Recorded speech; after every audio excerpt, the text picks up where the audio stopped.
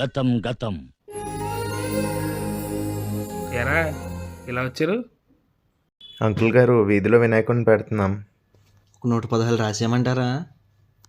ఆ గణపైకి మనం వేయించుకోగలం రా. ఆయన పండగ రోజు ఆయన కథలు తలుచుకోవడం, శ్రద్ధగా పూజ చేసుకోవడం, నలుగురు బాగుండాలని కోరుకోవడం. రే రాయరా 1116 రాయి ఈ పేరు మీద. సరే అయితే రేయ్ అన్నదానాలు గట్రా ఉంటే చెప్పండి, చేద్దాం. సరే సరే. ఏంటి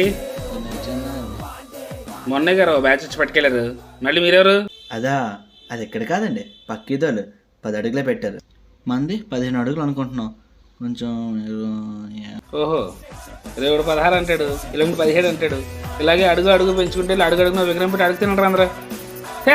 చందలేదండి.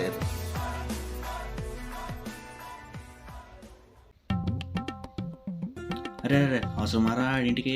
సర్లేరా, డౌట్లతో చంపేస్తాడు రావద్దురా ప్లీజ్.